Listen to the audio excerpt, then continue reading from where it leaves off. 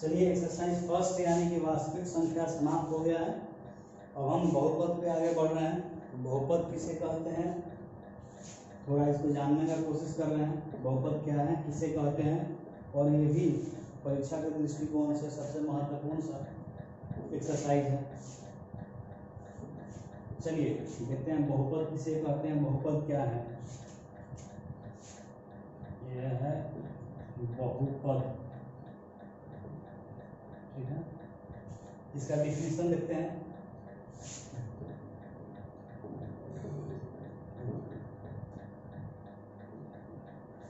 लिखेंगे कि ऐसा बीजीय व्यंजक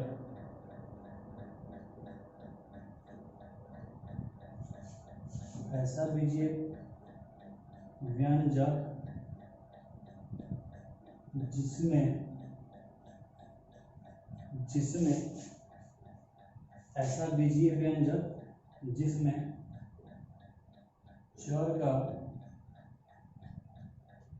चर का घात एक धनात्मक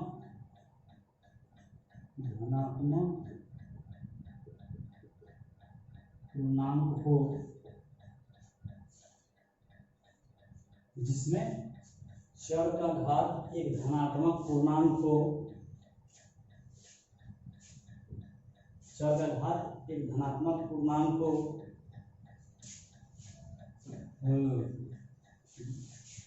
उसे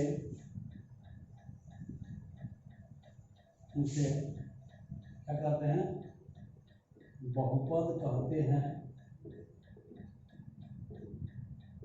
या बहुपद कहलाता है भी लिख सकते हैं, बहुपद कहलाता है। कहने का मतलब है कि इसमें जितना भी होगा इसका चर का मान वो हमेशा धनात्मक में होगा, ऋणात्मक में नहीं होगा। यानी कि कोई अगर संख्या लिखते हैं, जैसे में देखते हैं, ये अगर कोई संख्या लिखते हैं कि x² + 5x + 4 ये लेते हैं, तो चर का अधिकतम जो घात है, यानी कि चर का घात एक धनात्मक पूर्णांक हो, यानी कि जो एक घात है, यहाँ पे जो दो घात लिखे हैं यहाँ माइनस में नहीं होगा, यह हमेशा क्या होगा, पॉजिटिव नहीं होगा। अगर कोई x² - 2x + 5x + 4 लिखता है तो ये बहुपद में नहीं होगा, क्योंकि इसके परिभाषा में होता है कि चर का अधिकतम घात एक धनात्मक पूर्णांक में हो, यानी कि हमेशा पॉजिटिव हो, इसके पहले प्लस लगाओ, ना कि माइनस का चिन्ह हो, ठीक है। तो एक बार और देख लीजिए कि ऐसा बीजीय व्यंजक जिसमें चर का घात एक धनात्मक पूर्णांक हो, उसे क्या कहते हैं, उसे बहुपद कहते हैं या बहुपद कहलाता है। अब इसमें है कि जैसे में लिख लीजिएगा कि कोई भी हो वही बहुपद होगा, अगर घात ऋणात्मक है तो वह बहुपद नहीं होगा। यहाँ पे x² + 5x + 4 एग्जाम्पल में है। एक और लिख लीजिए x + 2 x + 5 इत्यादि में आप जो भी लिखना चाहें लिख सकते हैं, लेकिन हमेशा घात क्या होगा, उसके ऊपर पॉजिटिव ही होगा, नेगेटिव नहीं होगा। यानी कि इसके ऊपर घात एक छिपे हुआ है, इसके ऊपर भी घात एक छिपे हुआ है, और वो भी क्या है, पॉजिटिव में है, ठीक है।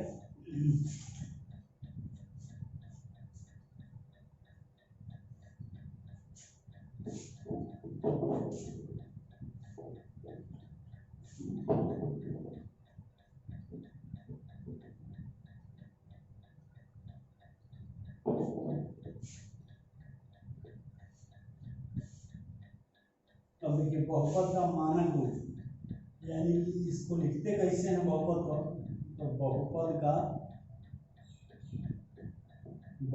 का मानक रूप, यानी कि इसका ओरिजिनल जो रूप होता है वो कैसा होता है, इसको कैसे लिख सकते हैं, कैसे नहीं लिख सकते हैं, ये देखते हैं। तो इसमें है कि बहुपद के पदों को उनके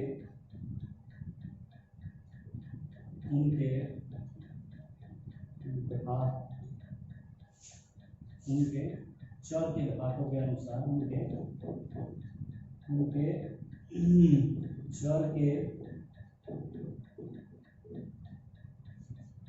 बहुपद के पदों को उनके चर के घातों के अनुसार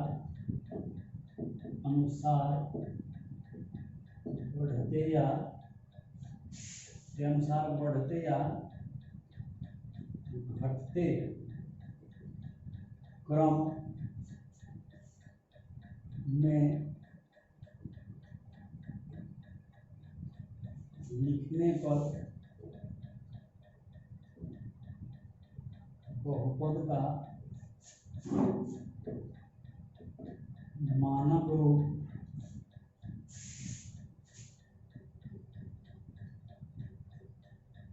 कहलाता है।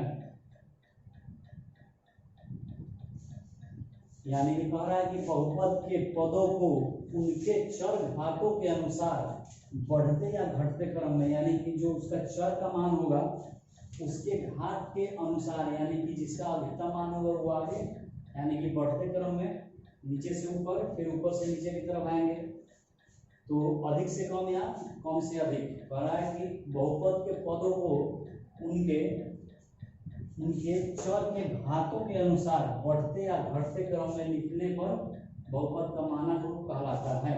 अब जैसे में देख लेते हैं कि बहुपद का मानक रूप कैसे हो सकता है। जैसे में अगर कोई क्वेश्चन है कि एक नंबर में कि 2x का पावर 7 प्लस x के पावर 6 प्लस x के पावर 5 x के पावर अगर 3 है तो क्या हो गया, ये हो गया घटते क्रम में, यानी कि 6 के बाद 6 आया इसके पावर में, फिर इसके पावर में 5 आ गया, यानी कि ये घटते जा रहा है x के पावर 3 तक। ठीक है। अगर दूसरा कहेगा तो बढ़ते क्रम में भी हम लोग लिख सकते हैं। जैसे क्या हो जाएगा कि आप x plus 4x square plus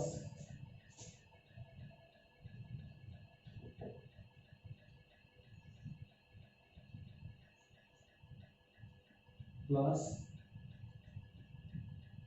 4, ये भी हम लिख सकते हैं। तो ये देखिए बढ़ते क्रम में है, यानी कि घात बढ़ रहा है, एक था इसके ऊपर, यहाँ पे 2 हो गया। इसी तरह हम अदर भी लिख सकते हैं आप। तो ये क्या हो गया कि यही हो गया बहुपद का मानक रूप, यानी कि उसके घातों के अनुसार बढ़ते या घटते क्रम में लिखने पर बहुपद का मानक रूप क्या होता है, बहुपद का मानक रूप कहलाता है। यानी कि हम बढ़ते क्रम में भी लिख सकते हैं और घटते क्रम में भी इसको हम लिख सकते हैं। अब इसमें जो अधिकतम वैल्यू होगा वही इस बहुपद का क्या हो जाएगा, घात हो जाएगा। जो अधिकतम वैल्यू है, और पहले वाले में अधिकतम वैल्यू कितना है, 7 है, तो इसका क्या हो जाएगा कि अधिकतम मान, यानी कि बहुपद का घात कितना हो जाएगा, तो 7।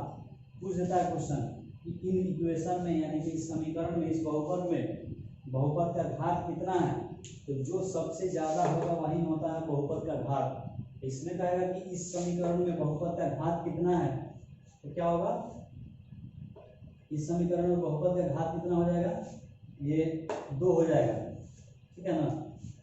इसमें आप x का पावर 3 भी लिख सकते हैं, फिर 5x का पावर 6 भी इसे करके भी लिख सकते हैं, कोई ज़्यादा जरूरी नहीं है। लेकिन कहते हैं कि इसको ये जान लीजिए कि बहुपद के पदों को उनके चर के घातों के अनुसार बढ़ते या घटते क्रम में लिखने पर बहुपद का मानक रूप कहलाता है। चलिए आगे चलते हैं।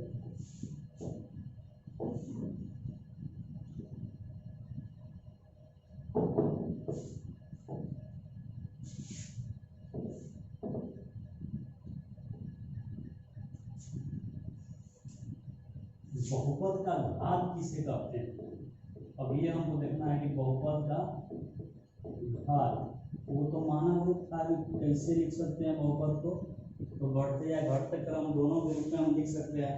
अब है कि बहुपद का घात, तो इसमें किसी बहुपद में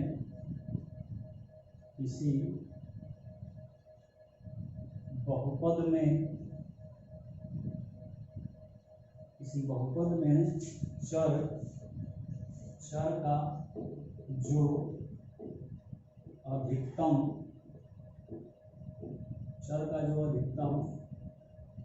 घात होता है, चर का जो अधिकतम घात होता है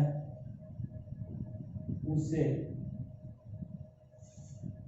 उस बहुपद का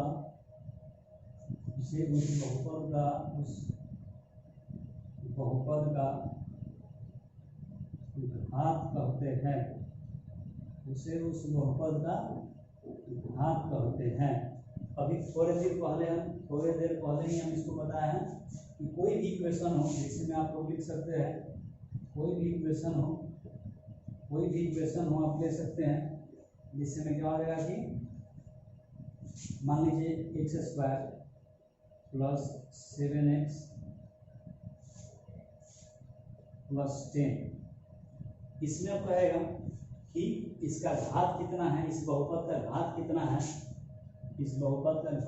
है, तो लिखेंगे कि बहुपद का घात, इसमें जो अधिकतम घात है ना, बहुपद का घात बराबर 2 आंसर।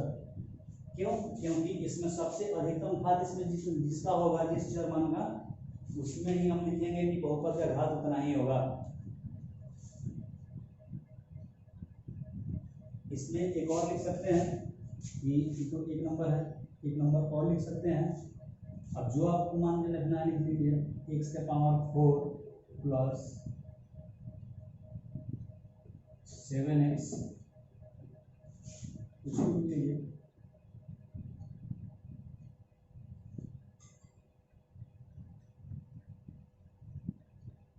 और 3 10 हो जाएगा, लिख दे सकते हैं। इसमें भी x का पावर 4 हो जाएगा, यानी कि अधिकतम घात कितना है, 4 है, तो इसमें भी 4 आंसर हो जाएगा।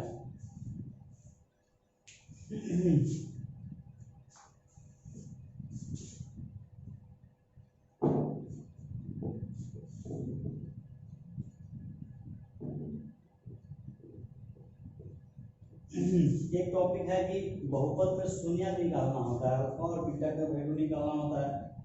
तो इसमें शून्य के बारे में ही पढ़ना है कि शून्य किसे कहते हैं, शून्य क्या होता है। अल्फा और बीटा दो शून्य होता है, अल्फा बीटा गामा भी होता है, 3 होता है, लेकिन हम लोग को मैट्रिक लेवल यानी कि 10th क्लास तक दो के बारे में नहीं पढ़ना है। तो इसमें चलते हैं, लिखते हैं कि बहुपद का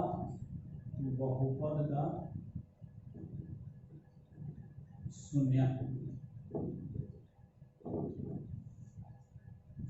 बहुपद का शून्य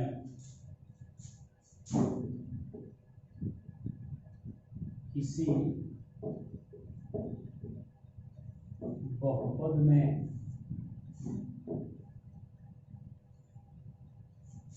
चर का वह विशेष मान,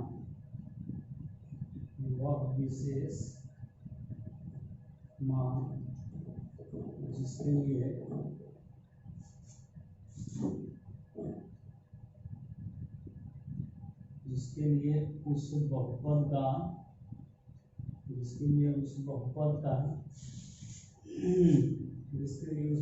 का मान शून्य हो जाता है,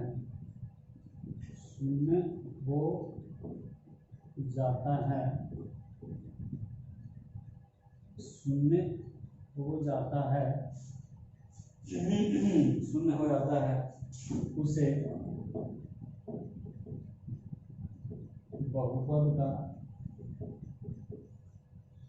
बहुपद का क्या कहते हैं, शून्य कहते हैं। उसे बहुपद का शून्य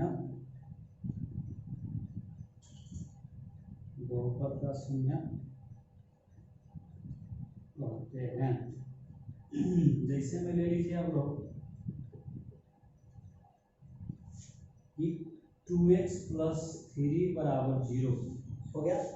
यह क्या है कि किसी बहुपद में चर का वह विशेष मान जिसके लिए उस बहुपद का मान क्या हो जाता है, शून्य के बराबर हो जाता है, तो उसे उस बहुपद का शून्य कहते हैं।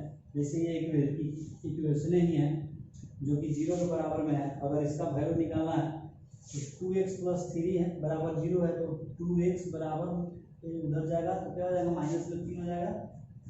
x बराबर क्या हो गया, -3/2। ठीक है। तो ये हो गया उस बहुपद का शून्यक, ठीक है। इसी प्रकार कोई भी हो कि अगर कोई इक्वेशन में कोई भी अगर आ जाए कि x + 2 = 0, या कोई आ जाए कि x - 2 = 0, ठीक है। तो क्या करेंगे कि x बराबर -2 हो जाएगा, ये हो जाएगा 0, यानी कि इसका शून्य क्या हो गया -2 हो गया। इसका शून्य क्या हो जाएगा, x के बाद उधर जाएगा तो 2 हो जाएगा, यानी कि इसका शून्य 2 आ गया। तो यही है किसी बहुपद में चर का हुआ विशेष मान जिसके लिए उस बहुपद का मान शून्य हो जाता है, उस बहुपद का क्या कहता है, शून्य कहलाता है।